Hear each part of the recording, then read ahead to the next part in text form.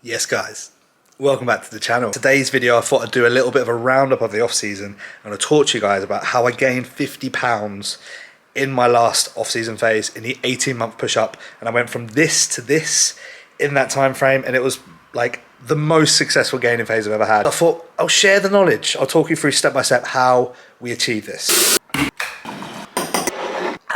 So how did we go from this guy here to this guy here in a matter of what was actually 20 months? So we had a 20-month off season.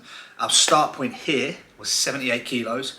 I'll touch very briefly on how I actually managed to get to that point. And my finish point was 99 kilos. So we was trying to get to the 100 kilo mark, but we got to a point where if we just continued to chase body weight, we was gonna see it. We'd already started to see a diminishing return. Massive reduction in appetite, lethargy, low back pain, just really struggling on a day to day, to a point whereby it made sense just to go into the prep. In terms of the start point, so without delving too much into this side of things, and it may be something that in time I want to talk about on the internet, but at the moment I'm not really in a position that I really feel as though I need to do that. However, around this sort of time was after a very traumatic period of time in my life. There was a period of around about 7-8 weeks where I actually didn't train. I barely even ate. Would not advise that to anyone trying to build muscle. I lost a hell of a lot of muscle. I lost a lot of body weight, and yeah, consequently ended up looking, and a lot of people would look at this, and I'm always very careful with how I word things, because a lot of people would look at that and go, oh, well, I'd still love to look like that. And guys, this is someone who has been competitive bodybuilding for the last 10 years. So someone who's been taking their training extremely seriously for 12 plus years. I went backwards considerably.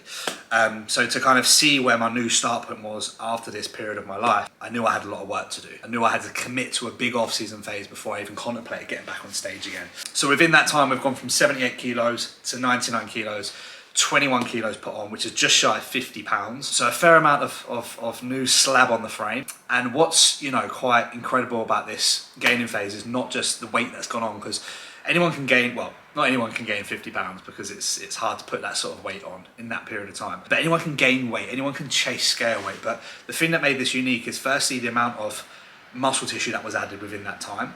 As we can see, the body composition in the image, in the new image, in the 99 kilo image is like, yeah, I'm softer, but not considerably. A large amount of that was tissue. And the rate of gain was very consistent. There weren't any massive jumps in body weight or anything like that. It was a very linear trend. Now, this was without a doubt my most successful gaining phase today. There was a certain point that I thought I might have been done with bodybuilding. I needed to get back into my bodybuilding, especially to help with sort of the healing process of what had gone on previously. Just to kind of, I knew to navigate through this next chapter of my life, I needed to get stuck back into my love, my passion, and that is bodybuilding, guys. Like, I love to train. I bodybuild because I love to train, and stepping on stage in trunks is a byproduct of the training. It's not the other way around. Like, if someone said to me, you can't ever bodybuild again, I would be okay. If someone said you can't train ever again, I would be completely lost in life. And I don't think there's anything wrong with that. I think it's great for people to have something which anchors them, which they love. And I never take that for granted, guys. But for me, I know I needed to get back into some form of goal with my training, and I wanted to get back on stage. Yeah, I needed a structure. I needed to get back in there, back into the groove. We started off on 2,500 calories, I think, because after this period of time with lackluster training, etc., my appetite was in the bin. So we needed to work on getting this back up. That was the first and foremost. And I remember 2,500 calories and feeling full on that.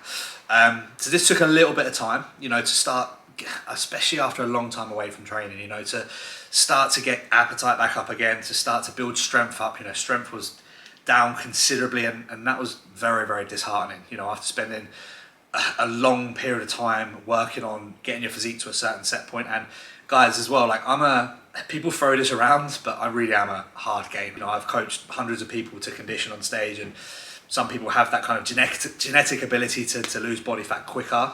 And for some people, it's gaining muscle is easier and comes easier to them.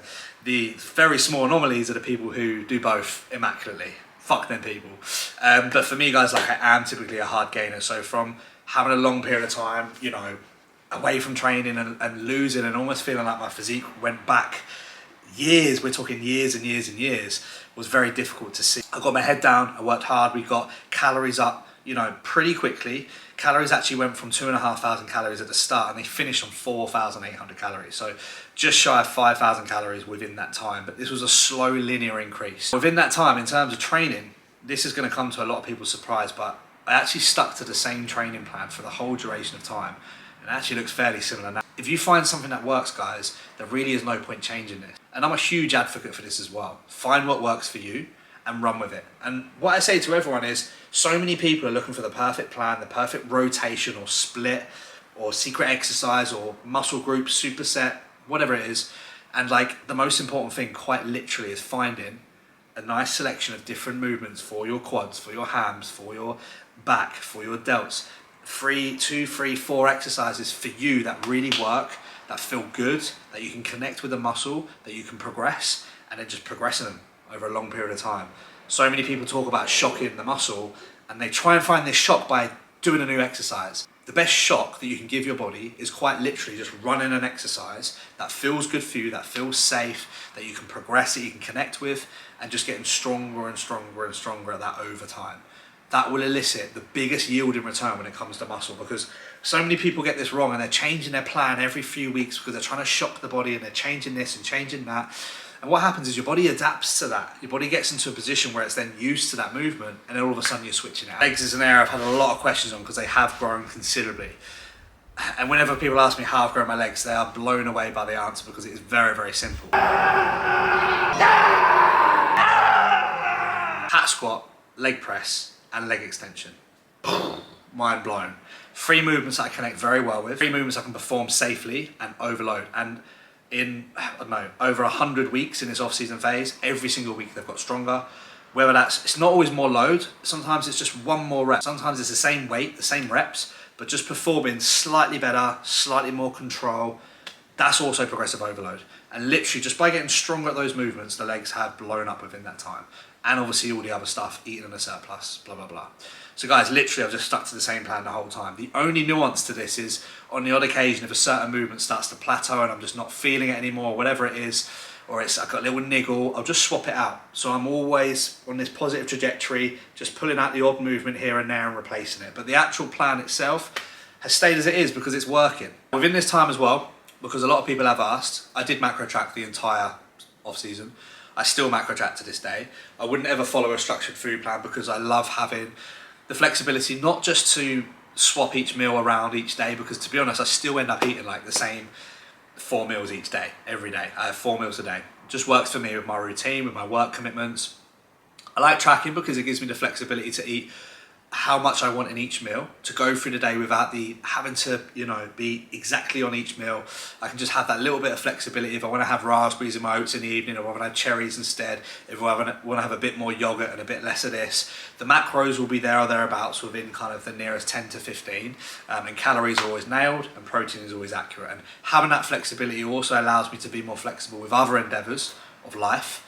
The off season, particularly last year, majority of the off season, I was very flexible. I had weekends away, I went to festivals, I had holidays, I had lots of client shows, and the flexibility with tracking, but also not saying no to these things, meant that, you know, I had that stress relief. And I think that a lot of the time people can get, and don't get me wrong guys, if you want to grow in your off season, you've got to treat it very seriously. But I think a lot of people use it as a continuum from prep, and they don't ever have any off plan food, they don't ever go to any social events. And like for me, I had my best, most successful gaining phase to date, and probably my most social year where I went out and done the most and ever, to be honest with you. And it was great, and I wouldn't change it. But I'm a big fan of the psychological benefit you get out of just being a little bit more flexible in the off season.